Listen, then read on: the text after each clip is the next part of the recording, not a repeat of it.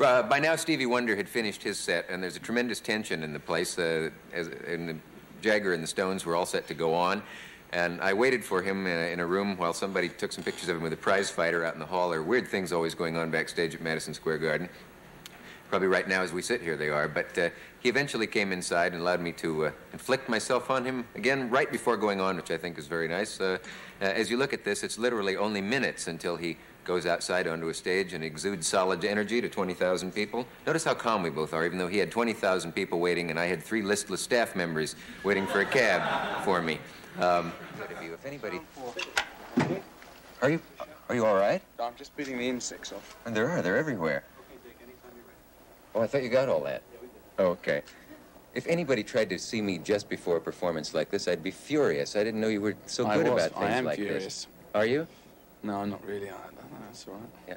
The rumor that you're going to call me on stage during the show to sing something from Gilbert and Sullivan, I think is very exciting. Is there any truth to this? Yes, there is. You have to come on at the end and do the duet, because we're not doing the duet with Stevie Wonder in the afternoon show, so you can do it. So you and I are doing Titwillow? Yes. Later on? Okay, that'll be good. A girl outside was very worried about your weight and had to know exactly what it is. Do you mind revealing anything that intimate? Yes, 10 kilos. Oh, I'm sure she'll be glad to know that, and we'll go right to the library to figure it out.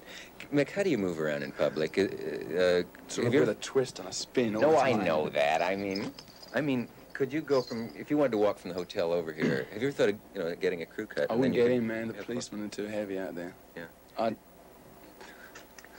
Can this bother you too much security? Can it affect the audience if there it does. Too many? It does. But you know, you have to try and find a happy medium, and one's not totally in control, because like in a lot of these towns, like the police, like they have their own thing of what they're going to do, so they're going to do it anyway, whatever you say.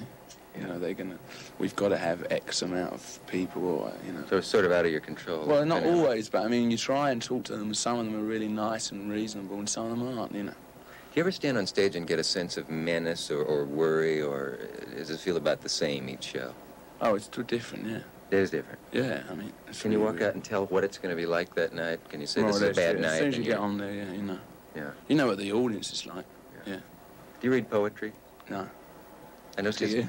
Well, sometimes. You were registered at a hotel, I won't say what, but under the name of a 18th century poet at one point, and I just wondered if that was... I haven't read him for years. Haven't? No. His is only a slim volume. No, it's quite a lot, actually, but I read it once. Yeah. Do you write yourself? I didn't realise you had notes. Notes? I never thought you had notes. I thought it was all just straight off. What notes? Okay. I do it. It's all... Well, what's going through you now? Are you nervous? Are you about ready to bounce on stage? Yeah, I'm nervous, do you feel any anxiety or anything like that? Yeah. Why aren't I afraid of you? Now, I had read all these things about you, and some people called you the devil incarnate. I don't know who started that. British journalists and all. I don't know. And yet, the other day when we were throwing stones into the sea, you were very calm, and you're not terrifying in person. No, it would have been even... If you'd have come on the horse, maybe I would have turned into a terrifying aspect. How do you know I have a horse? I know. It's amazing. What else do you want to know about me? I have a little time here if you want to talk. I don't have much, Dick. I know. I really do appreciate your doing this. Well, I have about 2 minutes before. Would you ever do 30 cities in a row this fast again if you... Yeah. Do it now. Give me a week off, though. I just want a week off. You could go right back into it again? Yeah. But a week off, maybe 2 weeks. Gee. Some bands do that. I mean, we're not very hard working, really. Some bands down the road all the time. Is there ever a temptation right now, when a whole audience is out there waiting for you, to just say, to chuck it and just say, I don't want to do it, I can't go on, it's just, they're asking too much of me? Because you earn every cent with that performance you give. It's unbelievable, the exercise, the energy, the fact that you lose probably 10 pounds a night. I can't remember what the question was. I don't remember either now. I completely lost sight of it. I was saying, yeah, there is a temptation sometimes. When you're not there, when you have a real problem to get there or something, Like the other night when we were in jail. Like... When you were in jail? Yeah, I mean, Keith and I were in this thing, and he was one side and I was the other, and we had this wall, and I say, well, doesn't look like we're going to make it, so let's just forget about it and not try and make it. So Keith says, we've got to make it. So I say, okay, we've got to make it. So we start yelling out there, we've got to make it, we've got to make it, We didn't have to, they did it all. They did, we didn't do it though, I mean, they did it, got us out on that. Can you picture yourself at the age 60 doing what you do now? Yeah, easily, yeah. Really? Oh, yeah. Going on stage with a cane and moving the way you do? No, there's a lot of people that do it at 69. I think it's a bit weird, you know, but they seem to still get their rocks off at it. Marlene Dietrich, she still does it, and she's more than 60. She still does it? Yeah. She did it in London, yeah.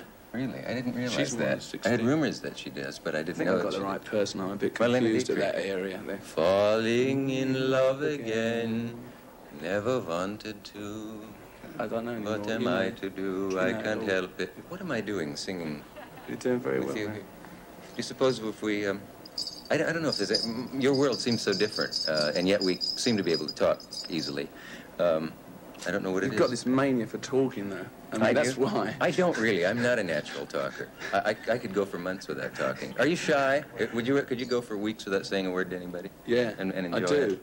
Yeah. Yeah. Somebody said I never found a companion who was as companionable as solitude. I don't know who said it, but isn't it? That's quite nice. Can you Can I identify with that? Can I give you the next line? Oh, no. Yeah. Cut. You ran out of film. All right, if you've been keeping up with me so far, you know that I've talked to Jagger. He's about to go out there to face 20,000 screaming people. He's also going to sing to them. I went to the concert the night before, and I was surprised to read in the New York Times that the decibel level inside the house was, in the garden that night, was beyond the commonly quoted level of pain. This time, I went back with earplugs, which helped because it cut out the audience noise. I could still hear, and it didn't hurt afterwards. Anyway, you're probably going to see now more of Jagger performing than some of the people there did, a lot of them. So let's follow him now out onto the stage and let him do what he does in his way. Right here. I hope it's all right. There's a when chance. You cut it all up. Yeah. Yeah. I'll see you again before you go. Before you call. Yeah.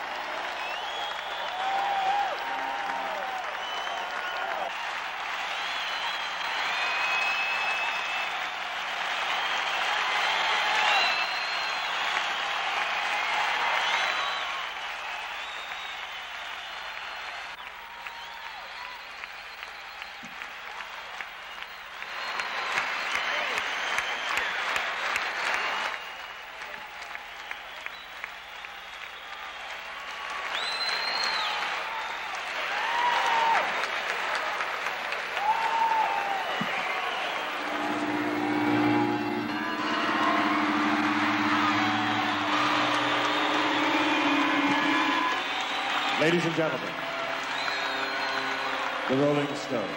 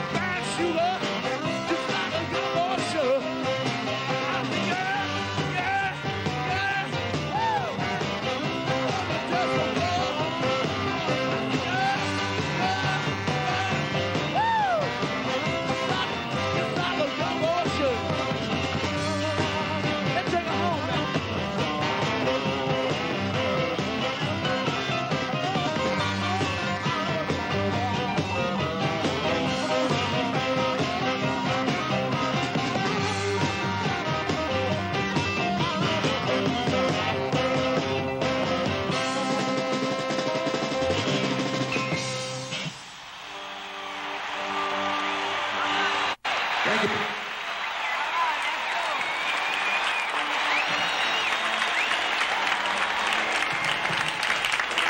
I thought as a service for those under or over 30 who couldn't understand the words to that song, which, by the way, is called Brown Sugar, I thought I'd read the first verse to you. It is Gold Coast slave ship bound for cotton fields, sold in a market down in New Orleans. Scarred old silver, know he's doing all right. Hear him whip the women just around midnight. Ah, brown sugar, how come you taste so good? Ah, brown sugar, just like a young girl should. Many of you remember that as a single 20 years ago by Les Paul and Mary Ford. We'll be right back.